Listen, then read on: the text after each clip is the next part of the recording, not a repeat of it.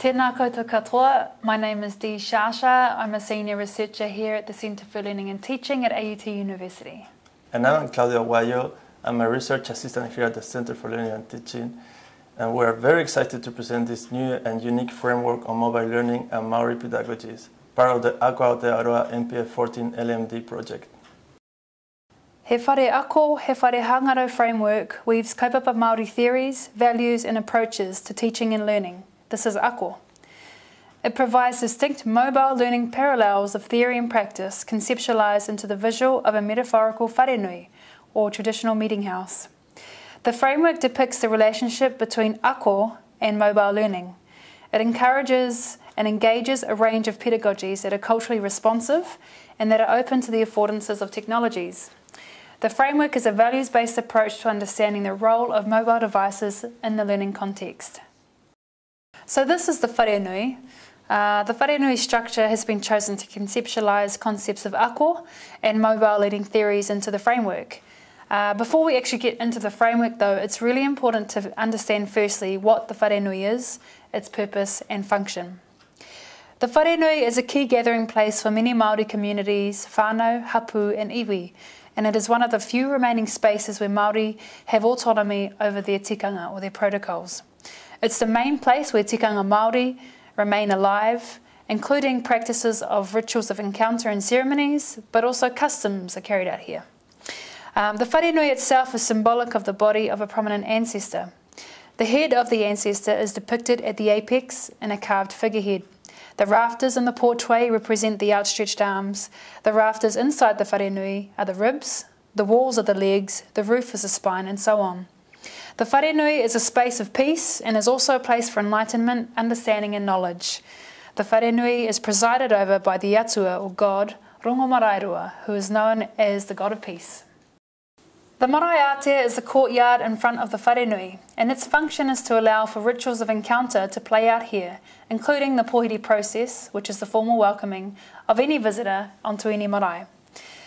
Before any visitor can step foot onto the marae, they must first be formally welcomed through a series of protocols.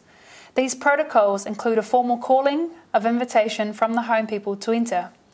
These calls are followed by an exchange of speeches, and it is here where the host people and visitors establish common ground and understanding of each other. This understanding is affirmed through the formal greeting of the hongi or pressing noses. The marae is therefore the first point of contact and is a space where issues are debated and worked through before entering the wharenui. Within the context of our framework here, the marae is a space where common ground between teacher and learner can be made and connections are established. In terms of the mobile learning parallel, this is the instance where a common ground should be achieved between learners through debate and common agreement regarding a potential range of mobile learning issues. For example, suitable learning theories, specific learning needs to be addressed, or best mobile learning approach and usage. So after we've been welcomed onto the marae, it's then appropriate to go into the wharenui. So once that common ground has been met and understood, visitors then enter. And within the context of the framework, the teacher and learner enter this house of learning as whānau, or as equals. Shoes are also left at the door, which means any take or issues that would affect the learning environment or the learning process are asked to be left at the door. In terms of mobile learning parallel, the house of learning is the setting or context where the learning process and practice using mobile devices can take place between learning actors, both students and teachers, seen as co-learners, within a frame of common understanding and agreement.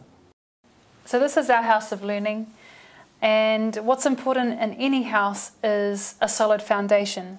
So the foundation of the house or the floor is an important part of the wharenui.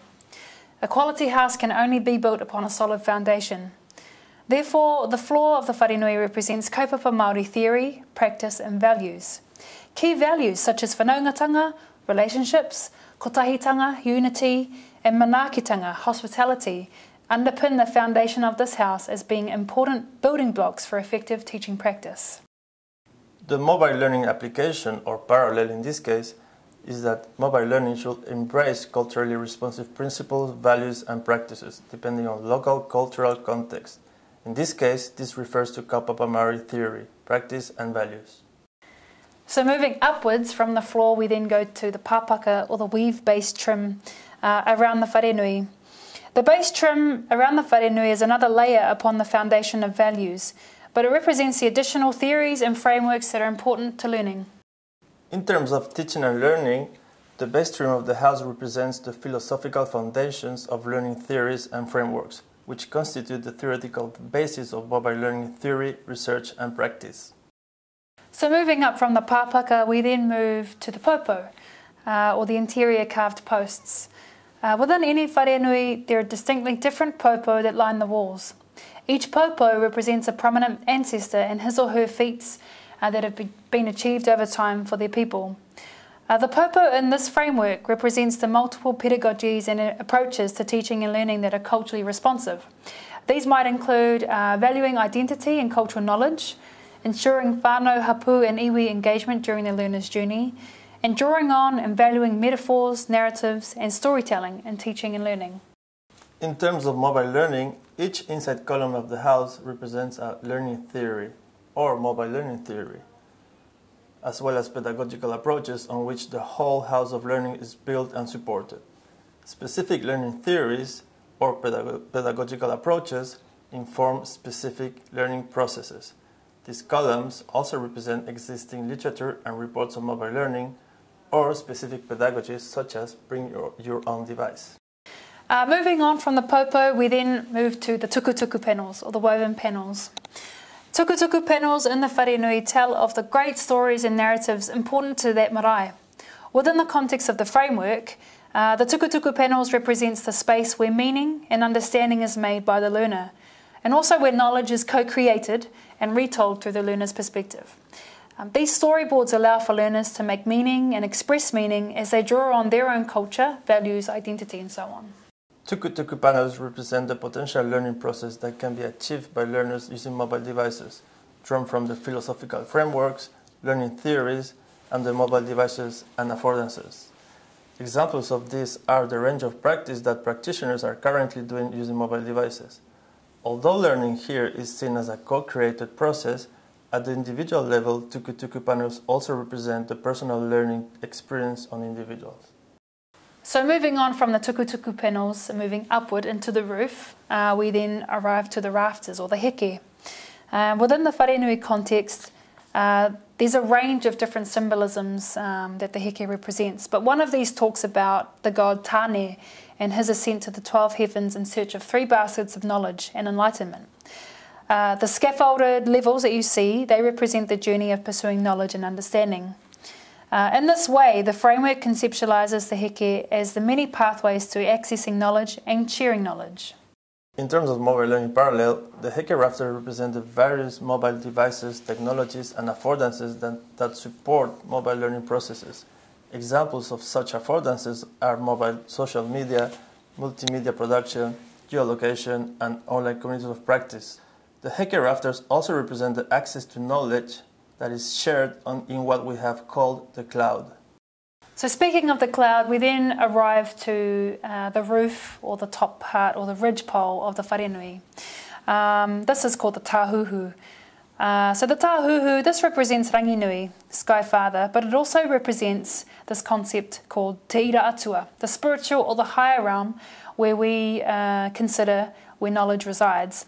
So within the context of the framework, the tāhuhu is a significant part as it is where knowledge exists, is stored, accessed, shared, exchanged and nurtured within. This space is full of unbounded potential. In terms of mobile learning, the cloud is the non-physical realm where unbounded potential for learning resides. The cloud is full of knowledge and learning potential that can be accessed through mobile devices and affordances, supported and accessible through the intrinsic learning potential of individuals. Moving on from Te Tāhuhu, we then arrive to one of the pillars in the house. So firstly, there are 3 main pillars to any wharenui. You see 2 in this picture. There's also one in the porch. Together, these 3 posts or pillars represent the symbolical separation of Ranginui, or Sky Father, and Papatuanuku, Earth Mother, so that Te Ao Marama, or the world of light and knowledge, could flood through and be experienced by their children. Within the framework, we talk specifically about Te Pau Toko Manawa. It is the most important pole or pillar of the wharenui, and it's considered the heart of the house. This pole directly connects te ira tangata, or the physical realm, with te ira atua, the spiritual realm. So within the context of our framework here, te pautoko manawa, the most important pole, it represents the direct connection between the physical wānanga space and the virtual wānanga space. In mobile learning, this center post represents the intrinsic potential of individuals to learn. This learning process comes from the very heart of individuals. This main post is also a direct connection to the cloud, where the learner may directly connect with knowledge and understanding without assistance of technological devices, which represents the offline or face-to-face component of mobile learning. So we then move to the back of the wharenui, which we call te tuarongo, the interior back wall of the wharenui. So this wall acts as a connection between te ira atua and te ira tangata, but it's also a wall that acknowledges whakapapa links or genealogical connections. Many marae use this wall to remember those who have passed. So within the context of our framework, te tuarongo represents and acknowledges traditional teaching and learning theories and frameworks that have contributed and been built and developed over time to contribute to current practice. In mobile learning, this back wall represents the acknowledgement of previous and older learning theories and technologies that have contributed to current practice and have developed to newer theories and technologies. And lastly, we move to the actual physical space or the room of the wharenui. This space is where the learning process and practice takes place. It's interactive, engaging, and it's in a supportive environment, underpinned with values and supported by pedagogical practice. The interior space of the learning house, where all conditions are provided for the co-creation of learning to best occur using mobile devices, theories, technologies, and affordances. As discussed earlier, the door of the learning house is always open and ready for learners. Similarly, mobile devices and the cloud are always accessible for the learning process. Issues that can affect such learning process should be left outside the learning house until they are resolved through common understanding and agreement. As a summary, from a mobile learning perspective, the house of learning represents the learning context where the learning can occur using mobile devices. As a guide to practitioners, effective mobile learning firstly involves caring for learners within a frame of common agreement, understanding, and respect, founded on culturally responsive principles and values. This involves the acknowledgement of the unique background all learners bring to the learning process, as well as the practice of existing social, cultural, educational, and technological protocols. Once in the space of common agreement, from a practitioner's point of view, engaging with learners in a learning process using mobile devices involves three distinct dimensions: the philosophical dimension, the pedagogical dimension, and the technological dimension. Consideration of these mobile learning issues from the house of learning can effectively enhance the learning process for learners using mobile devices. Practitioners are encouraged to consider and adopt particular mobile learning strategies, following the framework in consideration of their social, cultural, educational, and technological context, in order to provide the best learning experience to all learners. Thank you all so much for your attention. We both hope that you got something out of the presentation and that you were able to connect to different parts of the framework. We now encourage and invite you to share your feedback and give us some comments about the framework so that we can strengthen it and improve it for implementation within our project. Kia ora.